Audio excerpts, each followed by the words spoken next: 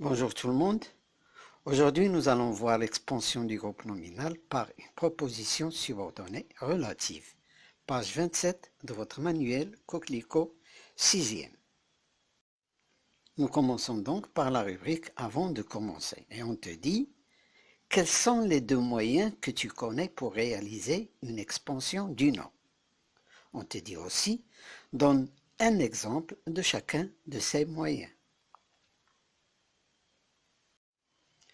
La réponse, donc, c'est ce qu'on a déjà étudié avant en grammaire à la page 23, l'ajout d'un adjectif qualificatif et d'un complément du nom. La réponse, donc, les deux moyens qu'on connaît pour réaliser une expansion du nom sont l'adjectif qualificatif et le complément du nom. Prenons par exemple la phrase « La voiture démarre ». Alors cette phrase, si on lui ajoute l'adjectif qualificatif « bleu » devient « la voiture bleue démarre ». Là, nous avons fait l'expansion du groupe nominal au moyen d'un adjectif qualificatif. Nous pouvons aussi ajouter un complément du nom. Alors la phrase devient par exemple « la voiture du maître démarre ». Dans ce cas, nous avons ajouté le complément du nom du maître au groupe nominal « la voiture ». Passons à J'observe et j'élabore. Dans cette rubrique, nous avons deux phrases. Le poste de radio que j'ai eu pour mon anniversaire me sert beaucoup. Deuxième phrase, Okapi est un magazine qui est destiné aux enfants. Dans la première question, on te dit quelle est la nature des groupes de mots en couleur? La réponse, les groupes de mots en couleur sont des propositions relatives. On les appelle relatives parce qu'elles sont introduites par un pronom relatif.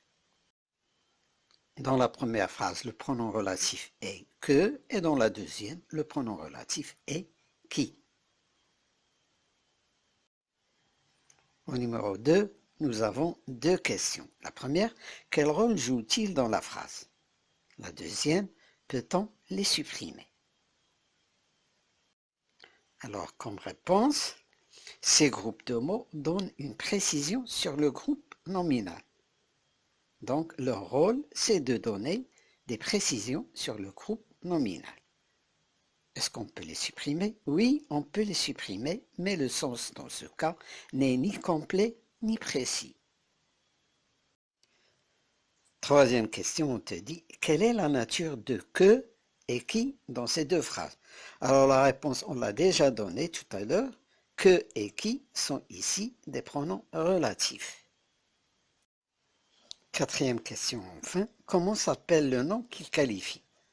La réponse, le nom qu'il qualifie et remplace s'appelle antécédent. Passons maintenant à la rubrique « Je retiens ». Je retiens. La proposition subordonnée relative sert à compléter le sens d'un nom. Elle est toujours placée après ce nom. Elle joue le même rôle que l'adjectif qualificatif et le complément du nom. Lisez le journal que nous avons apporté. Les élèves qui travaillent réussissent. Le nom que complète la proposition relative s'appelle l'antécédent. Le livre que j'ai acheté est très intéressant. Le livre. Antécédent. Que j'ai acheté. Proposition relative. La proposition subordonnée relative est introduite par un pronom relatif. Qui. Que. Dont. Où. Etc. Passons maintenant à la rubrique « Je m'entraîne ». Là, nous avons 4 séries de consignes. Nous commençons par la première. Alors dans cette première consigne, on te dit recopie ces phrases, souligne les propositions relatives et entoure leurs antécédents. C'est ce que nous allons faire. Alors, par souci de commodité, au lieu d'entourer les antécédents, je vais juste les mettre entre parenthèses. Bien évidemment, vous devez les entourer comme le stipule la consigne. Première phrase de la première consigne, j'ai rencontré l'acteur qui a joué dans le film que nous avons vu hier. Dans cette phrase, nous avons deux propositions relatives. La première proposition est qui a joué dans le film. Nous allons donc souligner qui a joué dans le film et entourer son antécédent, l'acteur. La deuxième proposition est que nous avons vu hier. Nous allons donc souligner que nous avons vu hier et entourer l'antécédent de cette proposition relative, le film.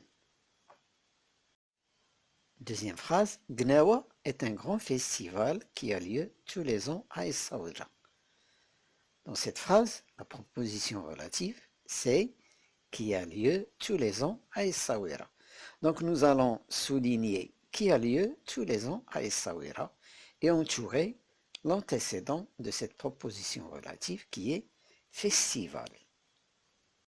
Troisième phrase, la télévision a retransmis le spectacle que la municipalité a organisé. Dans cette phrase, la proposition relative, c'est que la municipalité a organisé. Nous allons donc souligner que la municipalité a organisé et entourer l'antécédent de cette proposition relative qui est dans ce cas le spectacle. Quatrième phrase, l'image, le son et le texte sont les éléments qui constituent le multimédia. Alors dans cette phrase, la proposition relative c'est qui constitue le multimédia.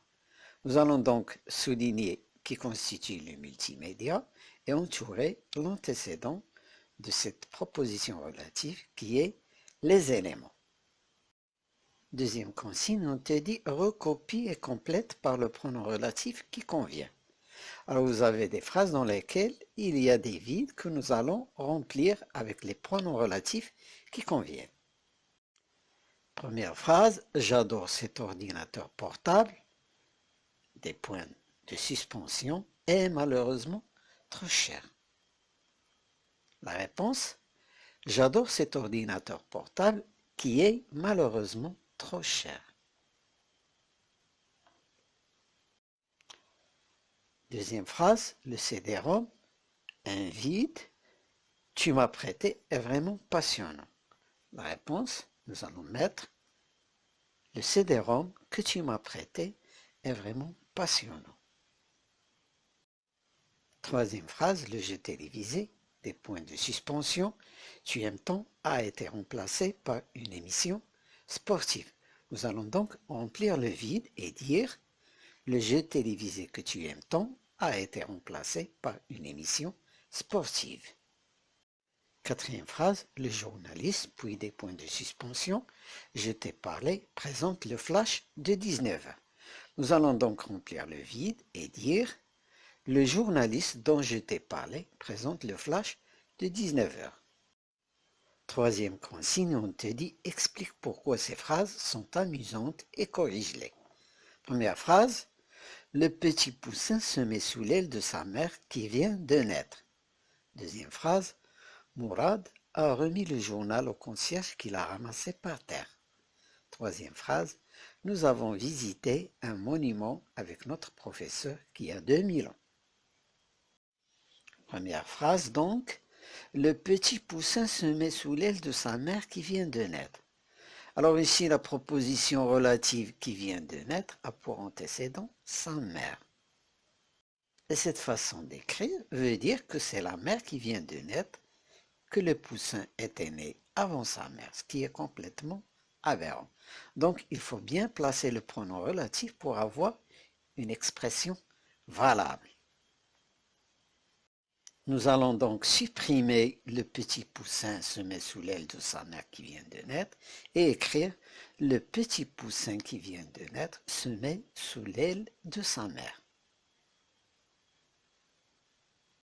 Deuxième phrase, Mourad a remis le journal au concierge qu'il a ramassé par terre.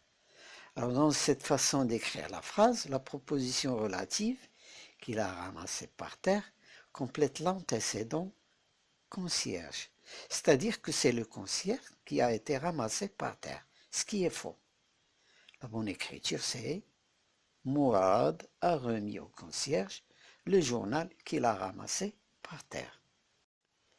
Dernière phrase, nous avons visité un monument avec notre professeur qui a 2000 ans.